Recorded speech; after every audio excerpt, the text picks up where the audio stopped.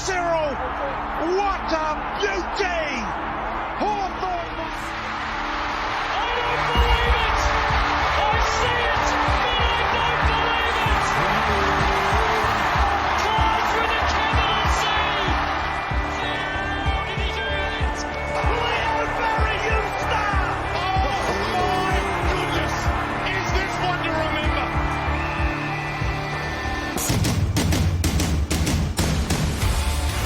G'day, community, and welcome to the Jock, Reynolds, SuperCoach podcast. I'm Lekdog, and I am joined by Damo, host of the Footy Mailbag, along with Clarkey, previously of Jock Reynolds Mailbag fame and fortune. Damo, how are you? I'm good, Lekdog. It's been a while since the mailbag ended for this season, and we revealed our plans for next season, and there's been quite a good response. Yeah, how are you? What are the vibes heading in? Do you know when you're going to get started? Like, is there any plans, or is it just we know we're doing it? We know we're doing it, and we know we want to start around the pre-season, probably around when the team picker opens. We don't exactly know what the content will look like in the pre-season because obviously the questions are hard to answer until we know what rookies are like and who's injured and who's not, because teams don't usually release injury lists until about February or late February. So I don't know what the questions will look like. I don't know what advice we can give out, but hopefully in the preseason we can start helping people build their team for next season. Beautiful stuff, my friend. Beautiful stuff. It's going to be amazing. I think maybe we have to upload a couple episodes to this feed and that feed just to really encourage people to move across, because it's going to be its own dedicated feed, isn't it, Damo? It's all you. I've got nothing to do with it other than I'm going to love and support it. Brand new feed. There's a link tree on our Twitter, which you can click on, which has links to Facebook, our YouTube channel. We might start doing some video content or some clips, that sort of, or something like that. And there will be a brand new podcast feed that we will that we will tweet out, put on Facebook, all that once it's all set up. Amazing stuff. Let's talk. Well, I mean, at this point in the season, normally the train has gone off the rails and chaos is reigning supreme and there's no trades and we just talk absolutely rubbish. Probably not going to be that much different this week, Dabo, but we'll try and give some advice of some pods that you can look at on the run home. If there's any cash cows or cheapies that might be able to contribute to your SuperCoach side, like there's going to be some SuperCoach, but I just want to start off with bloody beautiful win from the Fremantle Dockers and the Carlton Football Club on the weekend. It was a great round of football. And it was. If you had 0 out of 6 at the end of the games on Saturday night, I don't think you would have been alone, because it felt like every team that wasn't the favourite won. Lekdog, I know you said Carlton would win because you were in that team preview video with Pommy and Oz, and you put your predictions on the line there. But yeah, there were quite a few people with 0 and 6 heading into the Sunday games, and didn't get much better from there. I managed 5 tips for the week, so I don't know what that is. I think I got West Coast, Melbourne, Sydney, Carlton, someone else. Maybe must have been St Kilda. But yeah, it was an interesting week. I went to the Sydney Essendon game, high scoring, not super high standard, but was cheering on my new boy Nick Bryan, who for keeper league purposes I've invested it in. It's great to see Zach Merritt running around. Spent most of the game ironically cheering for Callum Mills, because while he was playing full back and full forward and not being anywhere near the ball, I was getting a little frustrated when I could have taken Alex Chincotta's 60 to beat him. But no, excellent round, and the Baggers are back, baby. The Baggers are back, baby. We don't need to talk about it too much, but the Baggers are back. Good run of form for them, and I was watching the watch-along stream that Pommy and Oz does for all the Carlton games, and he said before the very first ball was bounced that whoever won that game was probably going to get to the grand final. And could you imagine a Carlton-Collingwood grand final? it doesn't Mate, matter who. I've already worked it out. We actually beat them in the prelim final and go through to the grand final. So, but I'll take a prelim. If people listen to the Footy with Broden Kelly, they talk about every team that could possibly win the grand final, and I think I have to agree with them that if you live in the Carlton Brunswick area and Carlton win the grand final, you're not leaving your house for a month. Oh no, I've told work. This is whenever I start a new job, blanket rule. If Carlton win the flag, I'm taking a month off. Like, it's just built in. Got to build that into your contract. Anyway, let's not get too bogged down into their future premiers, Carlton Football Club. In fact, let's not talk about real football too much at all. Let's talk about pretend footy, SuperCoach footy, because there are some stuff to talk about as we head towards the end of the season. Because believe it or not, people do have trades out there and people are looking to win finals. And I don't know how people are chasing rank, Damo, because I'm scoring 2,500 to 2,600 and I'm losing rank every week. So it seems like you need to be scoring 2,700 to gain rank. So how do we do it? Can we do it? Who are we looking at? Well, let's start actually, Damo, with the news, see if there's any injuries that are relevant. Adam Chera, he's going to miss 2 to 3 weeks with a hammy. Not great for the Blues. Is there any other SuperCoach relevant injuries that we know of, Damo? Oh, shout out to Buddy Franklin. How have we not shouted out Buddy Franklin, Damo? Mate, legend of the game. There's been seasons where we've jumped on him when he's almost touched 200k and then he's gone back up to 500k because he's had 4 teams in a row that he's kicked 8 goals against. So he's been a SuperCoach legend as well. Probably dropped off a bit in his old age, but he has been an icon of the game and an icon of SuperCoach for some time. Yeah, I've always hated him because he was always dominating against the Blues. Just looking back through his career, 2007 was the first time he averaged a decent amount, 91, 107, 88, 107, 111, 116, 90, 99, 87, 94, 98, 100. Like, there was 10 years where he was basically a lock to be a good selection. The only asterisk being that he did miss a few games. And yeah, he's been a very good player. Bloody hated him. He's one of those players that you didn't want your team to come up against him if he was on a rich vein of form, but if you missed out on seeing him live, then you probably do feel a little bit cheated. Yeah, well, I was at his last game, and it's probably not the one I'm going to remember. I'm going to choose to remember the one where we brought in Alex Silvani from Fremantle, brought him across, and he shut him down for a game, and it was one of the highlights of a very poor run of Carlton form. And I remember telling you that Alex Silvani was the one the Dockers would bring in, even if he had spent 8 weeks in the waffle. If they were coming up against Buddy Franklin, Alex Silvani would come in because Silvani just had the athletic profile to go with him for an entire game. And but he only played a couple of games for us. I think they were literally just against Buddy Franklin. He was a player that was recruited for a purpose, and it was to stop Buddy Franklin, and he did it. He averaged from 2012 onwards, so that's taking out some of peak Buddy, averaged 3.8 goals against the Blues every single game. All right. Shout out to Buddy. Adam Chera's down with injury. I don't think there was a heap of other SuperCoach relevant injury news, and if there was, I'm sure people will let us know in the comments. Damo, quickly, cash cows. There's not many. Mark Keane at 150k, he scored 86. Caleb Marchbank at 198k scored 65. On the bubble, Nick Cox 198k, he scored 50. Luke Nankervis, mid forward from Adelaide, 124k. He's probably the one this week. Only scored 47, but he's probably the one. And Dante Vizzatini only scored 24. Well, Lekdog, Luke Nankervis. Jordan Butts is now out for the rest of the season with a cracked bone in his foot. Yes, he has a crack in it. So Mark Keane will probably stay in the team. So there's some job security there. But then they need someone to roll off. And Luke Nankervis appears to be that guy that they're trusting to do that.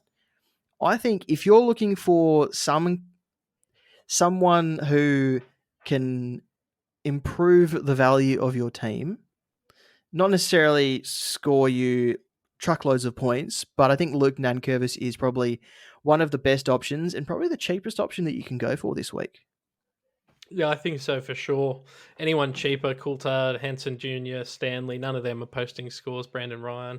I think Nankervis is the man. So that'll cover your cash cows for the week, community. Get in, Luke Nankervis. Damo, let's talk pods. Talk pods. Okay. What price point are we going to look at? Oh, look, I don't think we even let's go most expensive down. Does that work for you? Works for me. So that's a great question. How are we going to organise this? Well, the first one I probably want to talk about, in under 10% of teams, he's now almost 700 grand. This isn't a suggestion to buy, but geez, Max Gawn, just reminding coaches who this man is.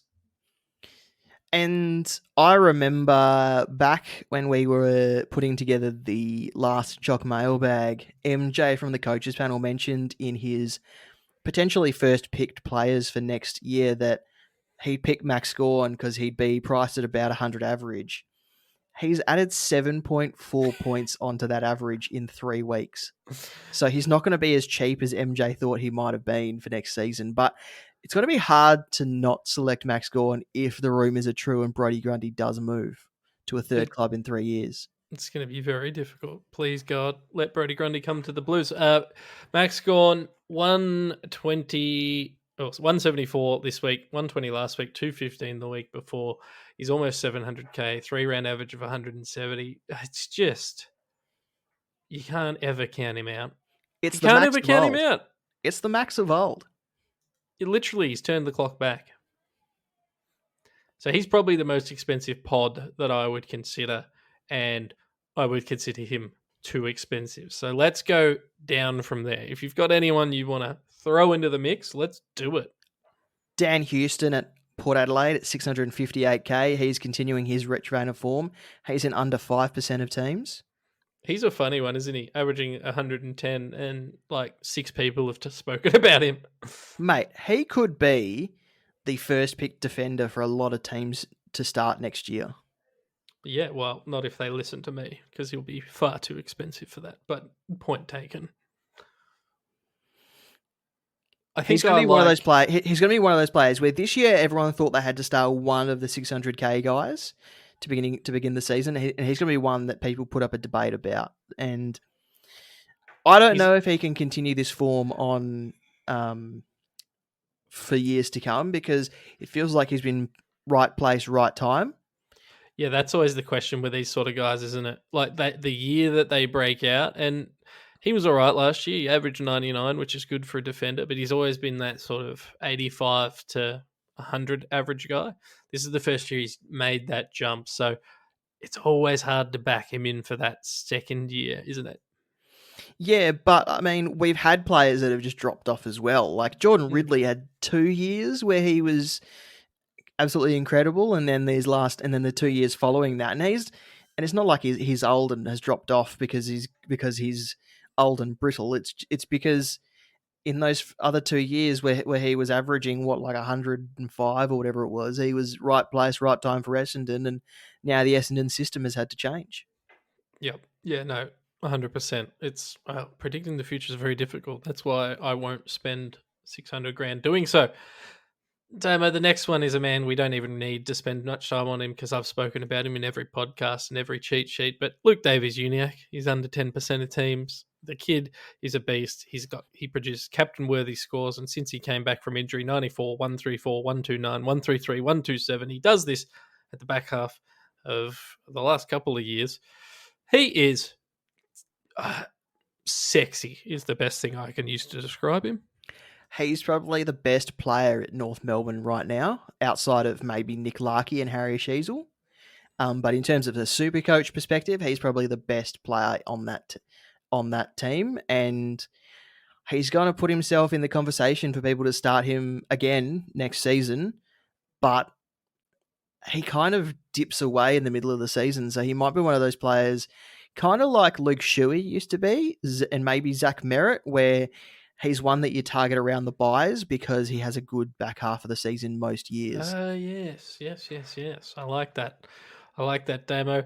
Let's drop to sub 600k now because that's where I think most people are going to be looking to invest their cash. So this is your Darcy Parishes. This is your, I mean, Charlie Kerner has a 5 round average of 121, which Tim Mitchell keeps tweeting. God bless you, Tim Mitchell. We love you. Charlie Kerner at 565 is too expensive to pick right now, but my God, he's the best player in the AFL. I don't give a shit what anyone says. Mate, he's in the box seat for the Coleman. Well, between him and Tex, there's going to be a shootout. Tex has one more game against West Coast, so generally that means a lot of goals, but it's going to be close. I just love him. Let's be honest though. Charlie Kerner kicked 6 goals against Collingwood, so I don't think the opposition, when you're in this vein of form, actually matters when you're seeing him as well as he is.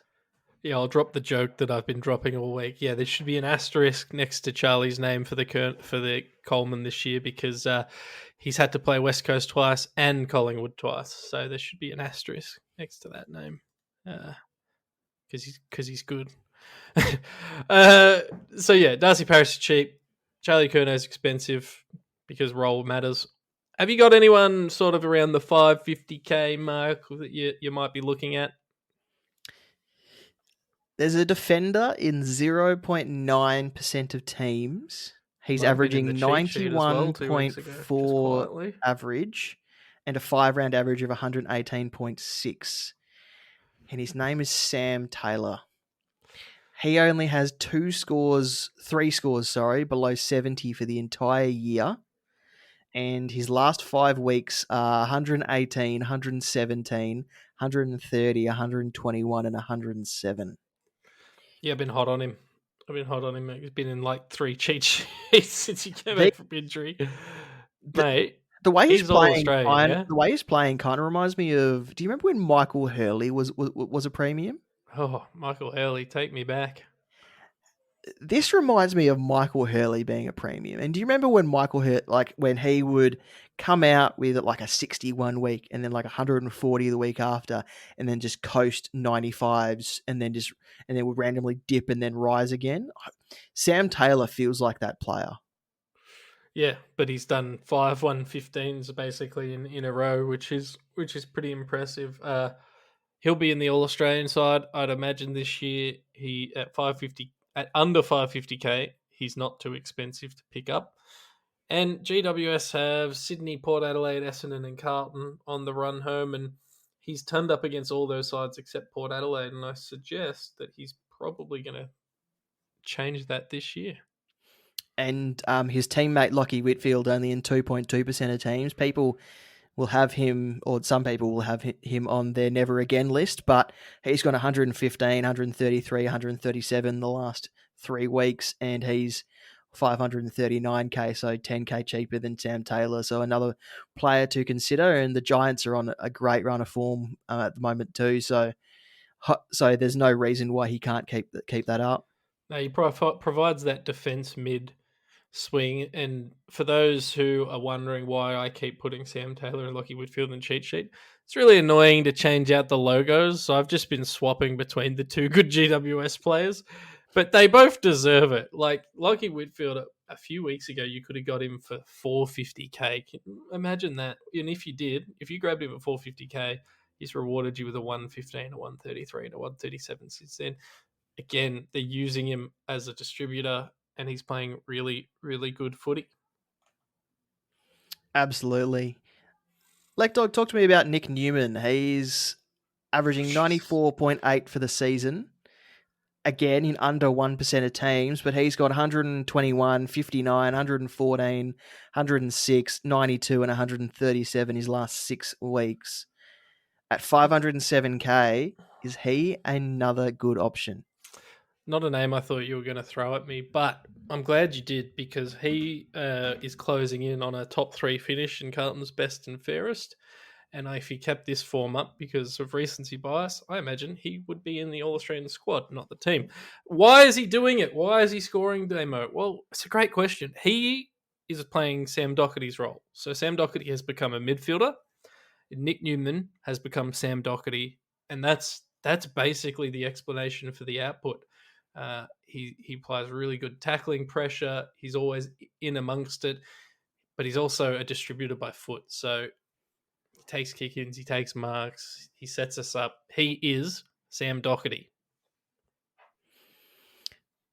Yeah, and Sam Doherty hasn't had the worst season either. So if both of these guys can produce these kind of scores, I know Sam Doherty is going to be mid-only next year at this stage, but it just shows that good players don't take points from other good players, as you have said in the past. God, you make me so happy, Damo. You make me so happy when you quote myself to me. But yeah, Nick Newman, like it'd be a bold call, but I don't think this scoring is accidental, and I think it's sustainable. I want to talk to you about Dustin Martin. Yeah, all right, go on. He was once the greatest, second coming of Jesus in terms of SuperCoach. I don't really know what's going on with Richmond, but 131, 117, 93, and 108 in his last 4 games, 29 disposals, 23 disposals, 24 disposals, and 21 disposals, but also hitting the scoreboard. Is it sustainable? He's kind of come back into that Richmond system and his old self again. So does that mean that Damien Hardwick wasn't using him in a way that helped the team, and Andrew McQualter has kind of come in and gone, no, we need you to go back to doing, your Dustin magic around the ground, but like 131, like you said, 4 weeks ago, 117, 93, 108 just on the weekend. At 517k mid forward, a lot of people are struggling to finish their forward line or their midfield, and he's not the worst option. And they've got games against Western Bulldogs coming up, which the Bulldogs don't really tag. They trust their system against teams in most cases. He averages 113 against them across his career. St Kilda seem to be able to shut him down fairly easily, but again, Ross Lyon will probably trust his system. He'll probably put a Windhager or a Burns on him, but I don't see either of those guys shutting him down if he is in one of those moods. Averages 94 against the Saints. And then he's got North Melbourne and Port Adelaide to finish the year off, where he can also score well. So he's got quite a good fixture to end the season. So he might be one that you can jump on for SuperCoach finals and might be a good point of difference to put you over the line in your league.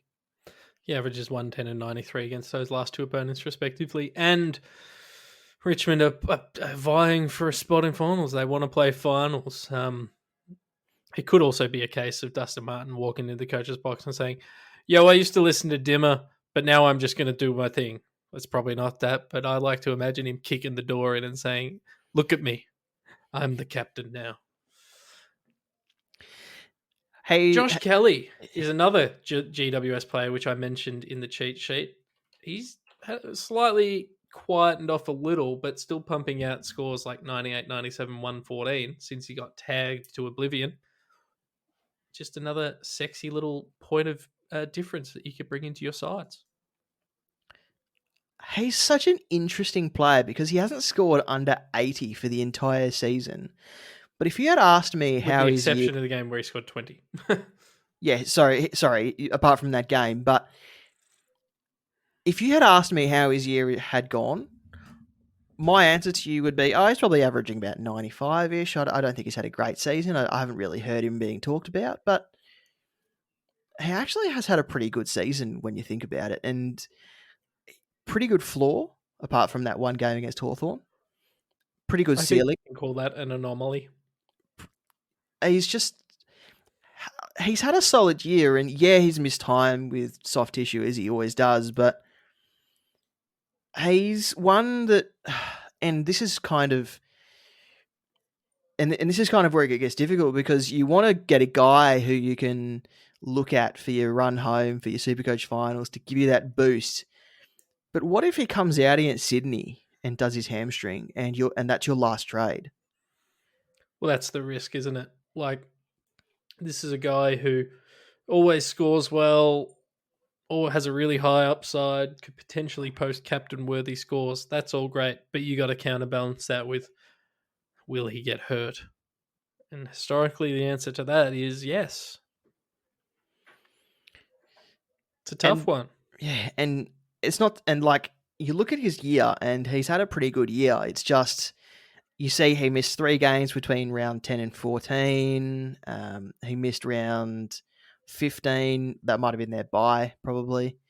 And then he got tagged in round 17, but he's missed 4 games for the year, which is pretty good by his standards, but it's not great. It's not amazing. I think he's definitely an option.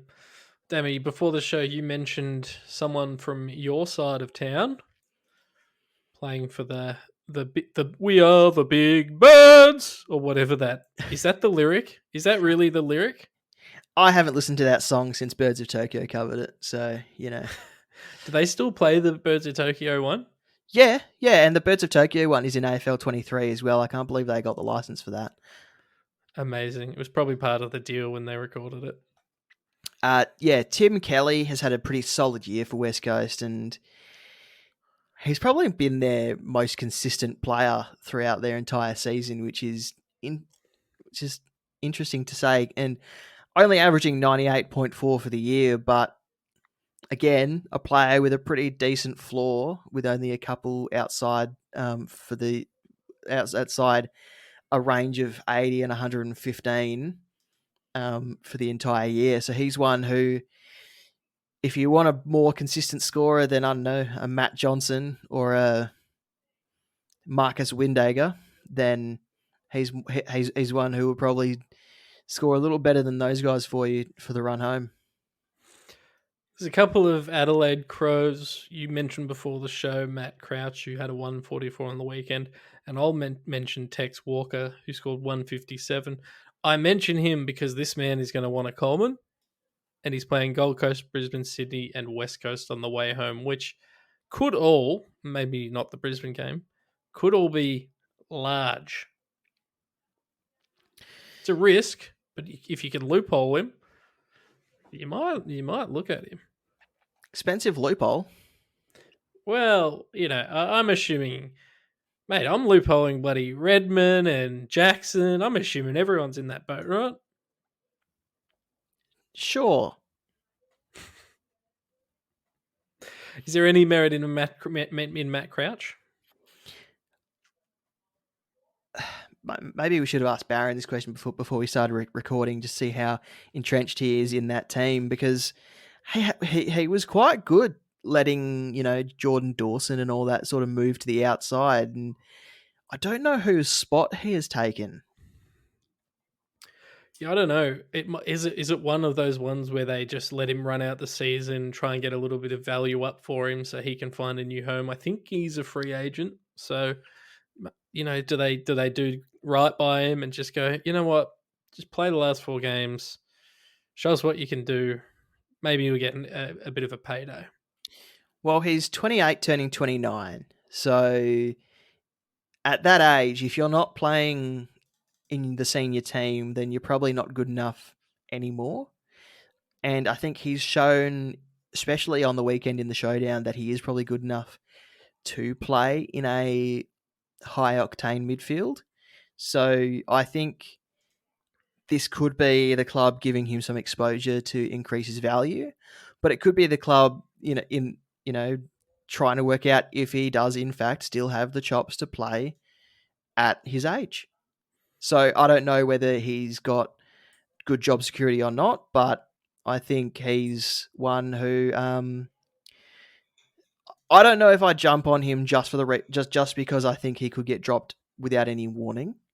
But he is worth noting. He is worth talking about because he's had some good few weeks. Yeah, I think that's fair. I think, I definitely not jumping on him. But if you wanted a full YOLO move, that could be the YOLO move. Absolutely.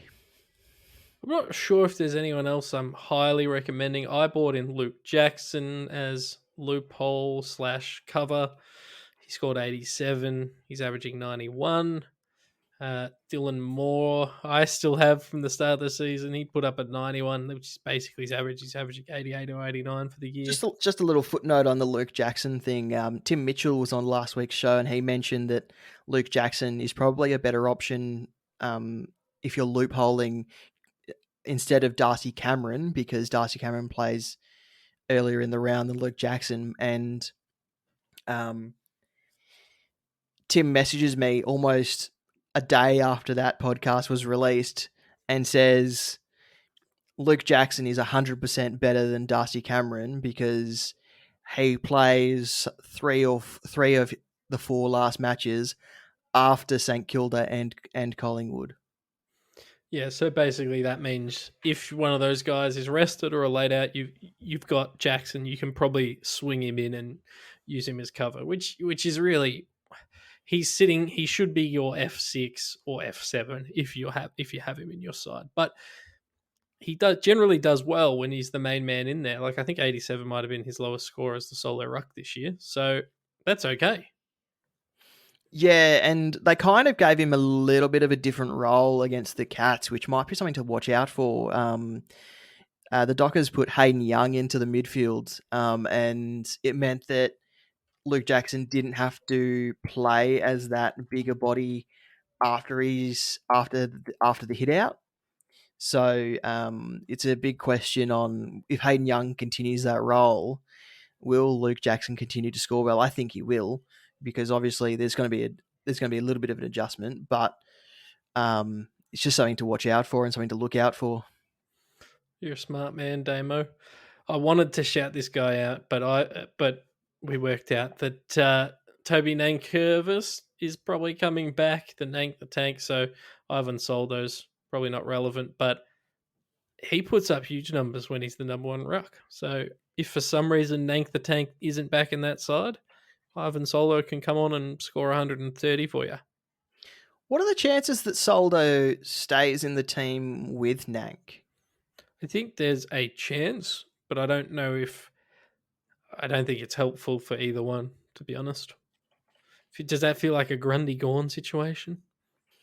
Well, they've worked well in the past, and He's one of those ones where if I was another club in real AFL, I'd be trying to get into his ear and hey, come on over. Hey, Port Adelaide. Hey, Ivan, come over to Adelaide for a shitload of money.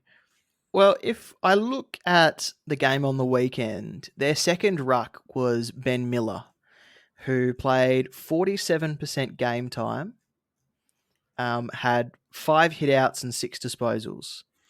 He could quite easily be the guy that comes out for Toby Nankervis, and Ivan Soldo then plays more of a role up forward. Yeah.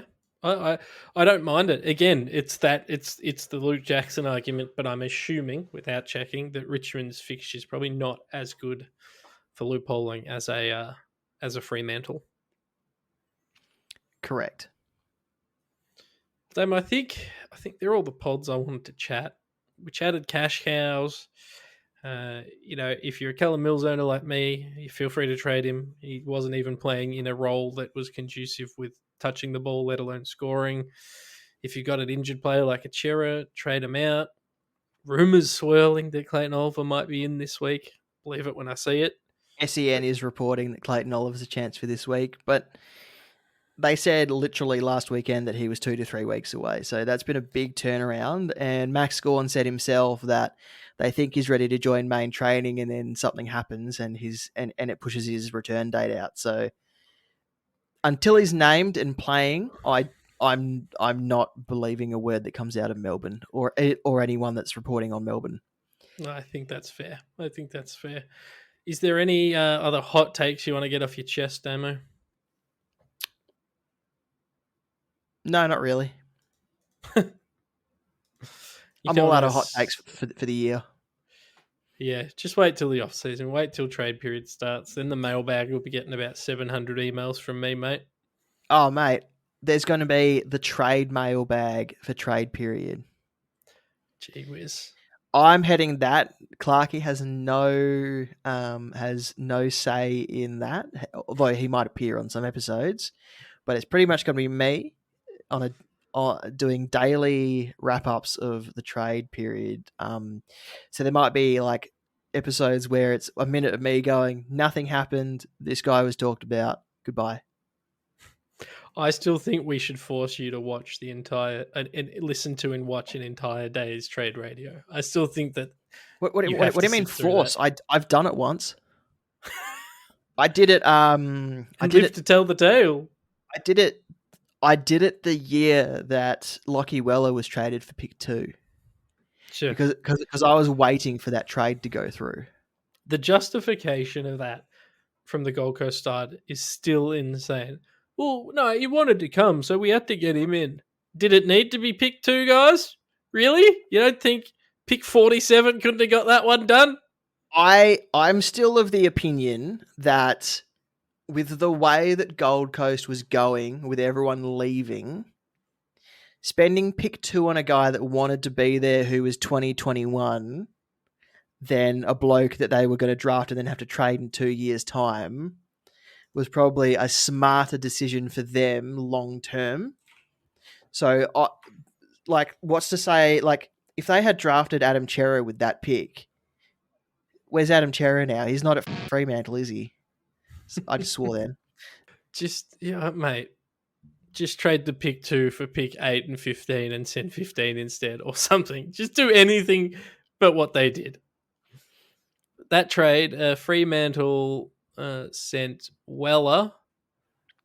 So I believe it was pick 2. It was pick 2 and Brandon Matera. Yep. And we sent back Lockie Weller and something the other way, which picked up Charlie 41 and a future third. Yeah, and Charlie Ballard was picked up with that pick. Still absolute nonsense. Anyway, see, I'm already upset about it.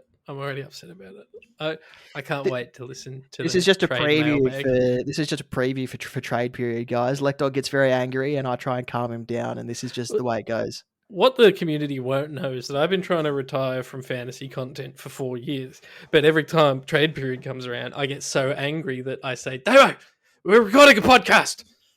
And then the whole thing bloody starts again. So it's all my fault. Yeah, damn it. It's your fault I'm old and angry. Well, I think we're letting you ride off into the sunset with the sun shining off your bonds. And yeah, what's now the good I you end up can doing rest. more content than I do right now. Anyway, let's not talk about that. Damo, thank you for joining me. Hey, you're a beautiful human. I'm sure we'll hear from you again before the end of the year. As discussed last week, we've got a few little bits and pieces planned, which will require you. So yes, don't unsubscribe. We've still got some stuff coming out. Some stuff I think you'll really enjoy, community. So last one, Damo, where do people follow you and your new adventures?